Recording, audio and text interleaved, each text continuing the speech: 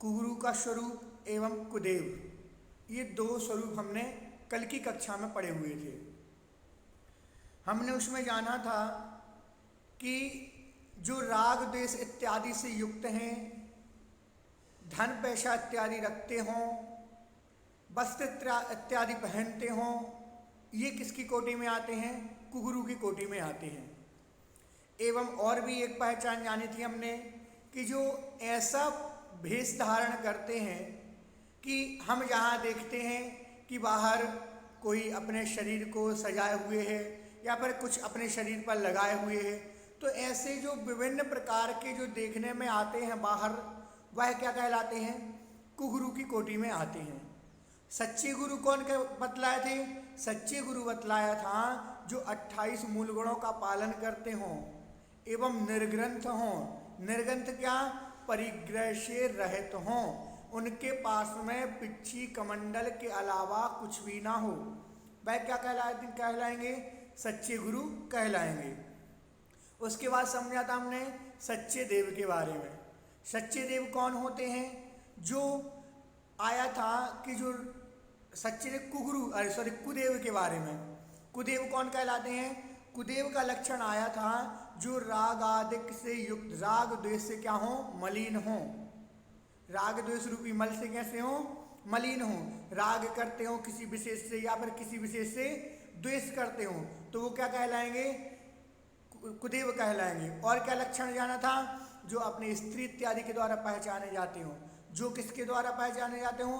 अस्त्र शस्त्र जिनकी पहचान हो, तो ऐसे लक्षण वाले को क्या कहेंगे? हम कुदेव कहते हैं।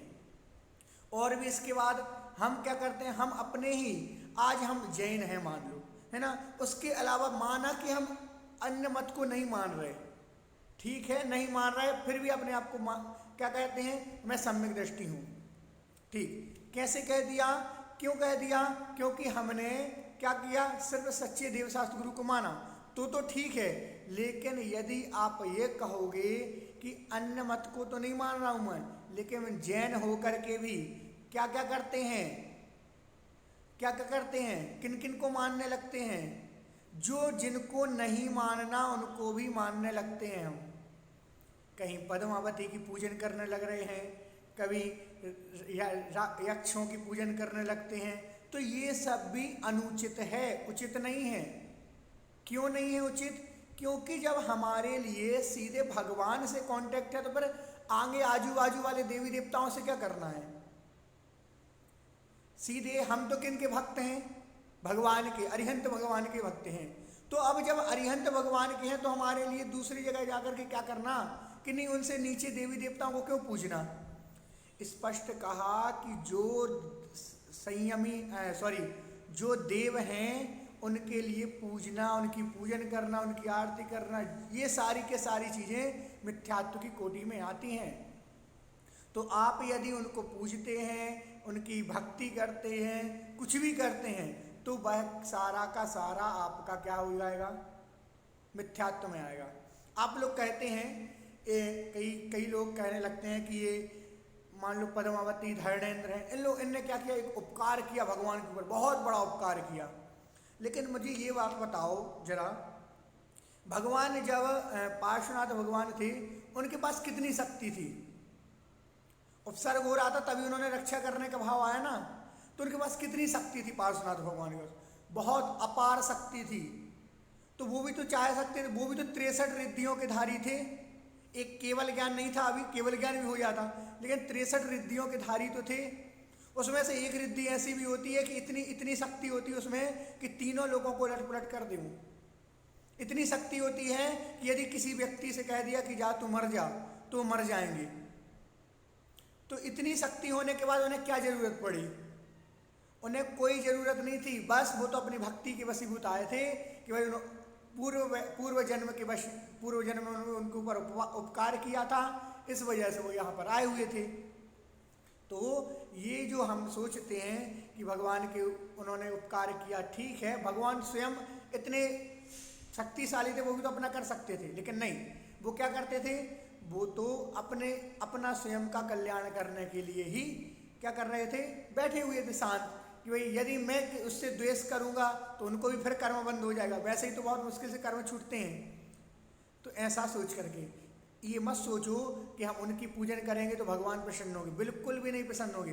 भगवान ने स्वयं कहा, शास्त्रों में पढ़ते हैं हम, कि सिर्फ और सिर्फ सच्चे देव, शास्त्र और गुरु, इनके अलावा एवं 9 देवताओं के अलावा किन्हीं को भी आप नमन करते हो मस्तक झुका करके, या फिर मस्तक झुकाने से मतलब ये नहीं कि माता पिता अलग मैटर है, अलग बात है, मतलब उनकी पूजन करने से 9 देवताओं के अलावा कोई भी पूज्य नहीं है, सिर्फ इनकी ही पूजन होगी। 9 देवताओं के अलावा किसी की नहीं पूजन होती। यदि आप उनकी पूजन करते हो तो वह भी आपका मिथ्यात्व के अंतर्गत आता है। तो ध्यान रखेंगे, ये सारे के सारे कारण, इनसे हमें क्या करना है, बचना है। ठीक, आया समझ? चले, हमने कल तक 10 छंद पढ़ लिए थे, कुदेव का लक्षण भी हमने पढ़ लिया था। आज हम पढ़ते हैं कुधर्म और ग्रहित मिथ्या दर्शन का लक्षण। हमने 2 पढ़े थे, कौन कौन से, कुगुरु और कुदेव। अब आप किसका पढ़ना है, कुधर्म का लक्षण।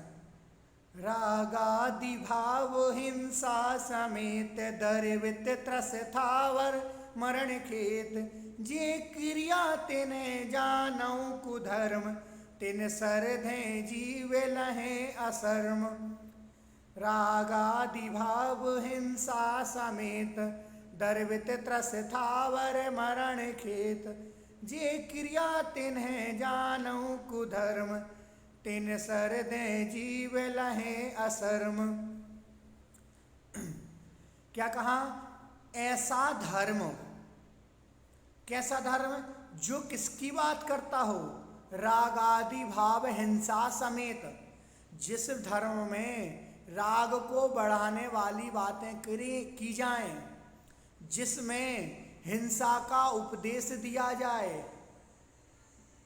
क्या 2 लक्षण बताए, रागादिक और रागादि भाव, जो राग को बढ़ाने वाली, द्वेष को बढ़ाने वाली ऐसी कथा कहानियाँ लिखती हों शास्त्रों में, ऐसी बातों को लिखते हों, ऐसी बातों को कहते हों, एवं हिंसा का उपदेश देते हों।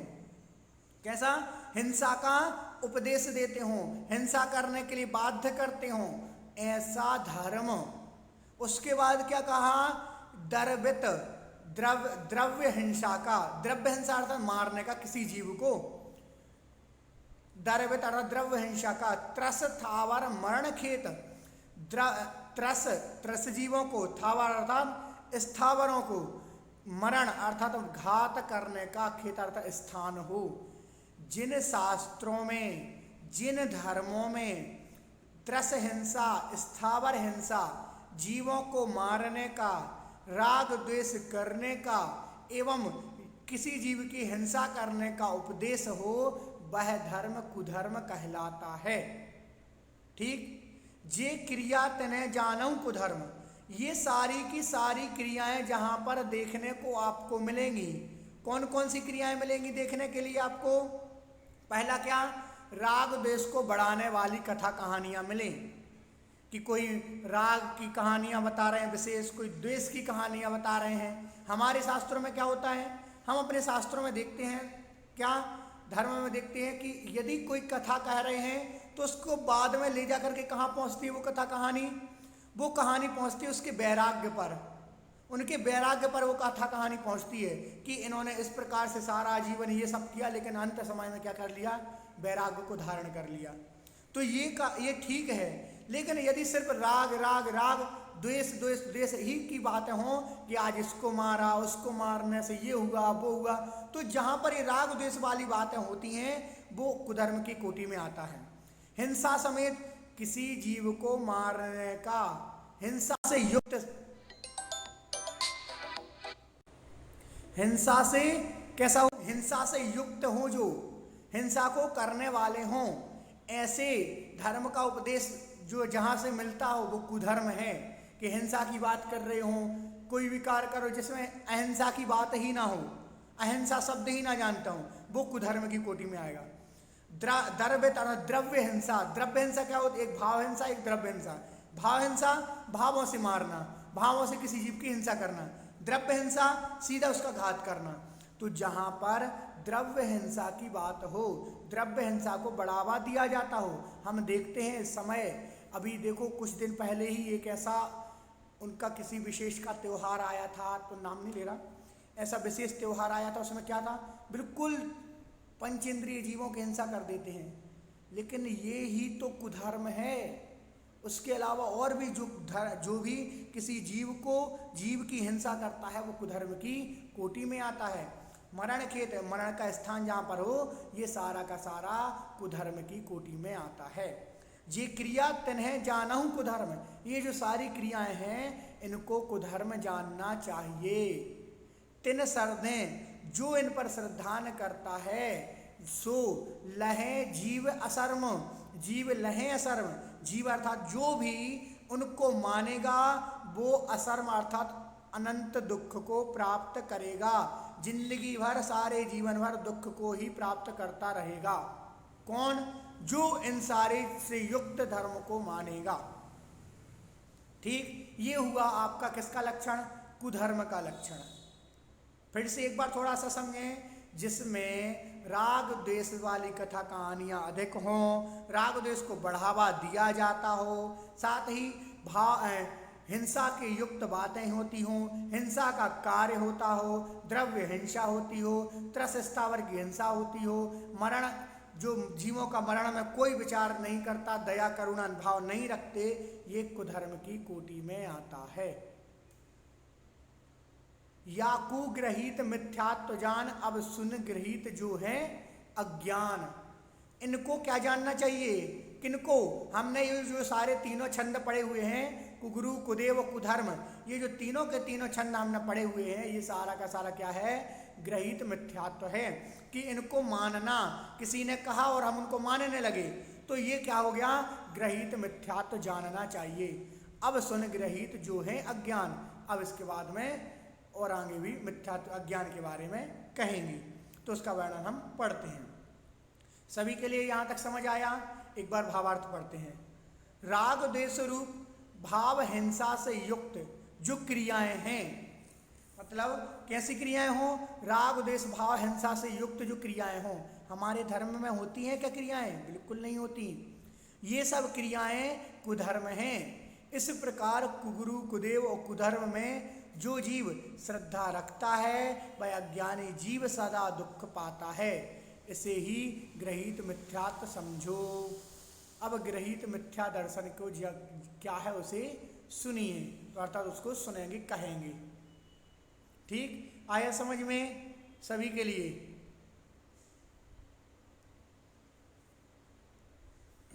सभी को समझ में आया? अच्छे से आ गया समझ? कुधर्म का स्वरूप क्या है। अब इसके बाद हमारी तुलना करो दूसरी ओर, कि हमारी तुलना में हमारा धर्म कहाँ है। हमारा धर्म क्या सिखाता है? कि किसी एक इंद्रिय जीव की भी हिंसा नहीं करना।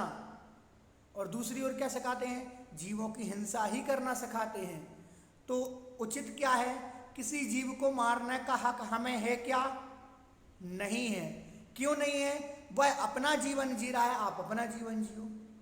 किसी जीव को मारने का कोई भी हक हमारे लिए नहीं है।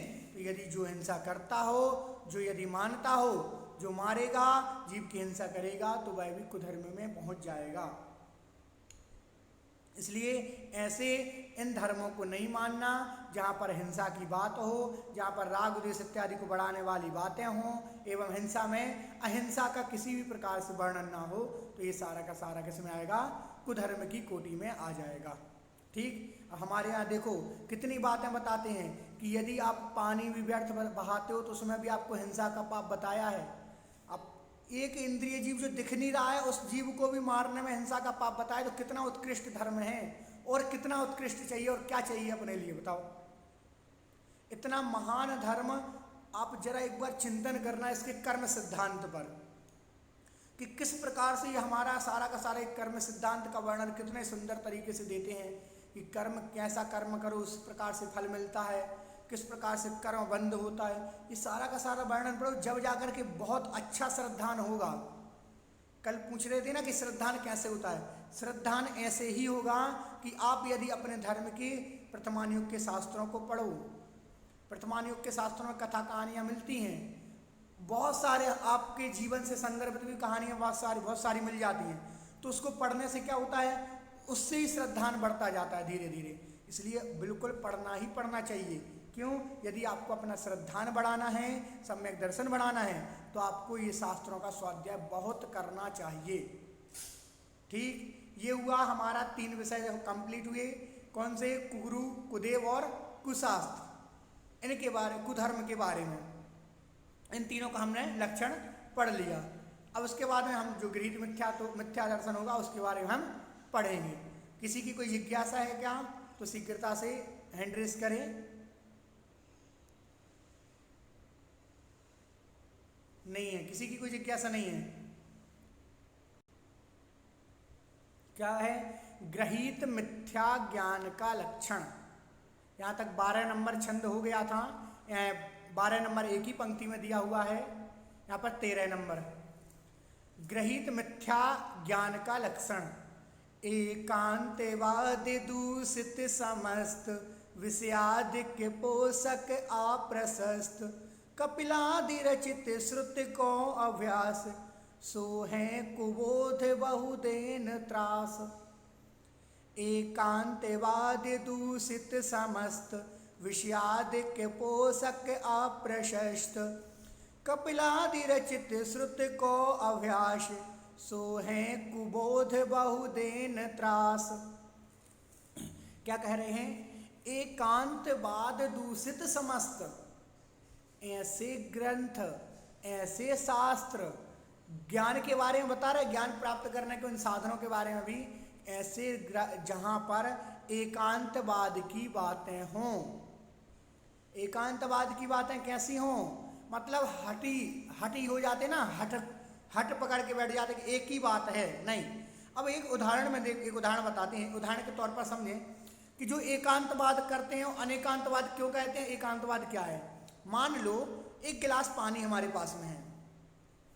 अब वह पानी का गिलास आधा भरा हुआ है, तो मैं कह रहा हूं आधा भरा हुआ है, आप कह रहे हो आधा खाली है। तो ये दोनों जन एक दूसरे की बात को मान रहे हैं, ये तो हुआ अनेकांत।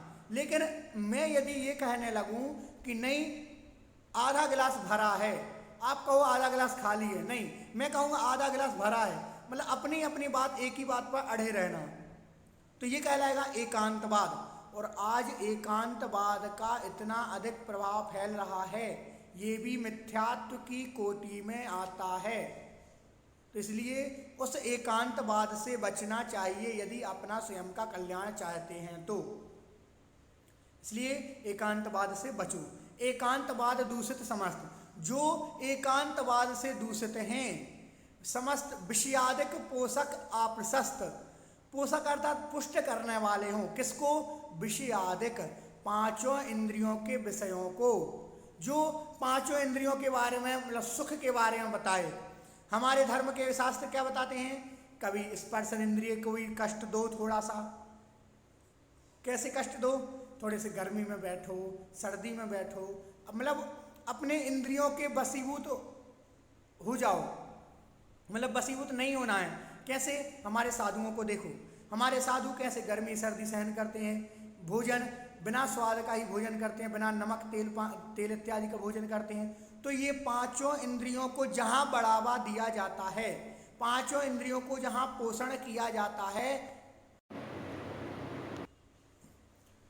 क्या चल रहा था? हाँ, एक विषयादिक पोषक अप्रशस्त, जो जिनमें विषयादिक पांचों इंद्रियों के विषय आदि का पोषण कराया जाता हो, कि पांचों इंद्रियों के विषय भोगों को बढ़ावे की बात की जाती हो।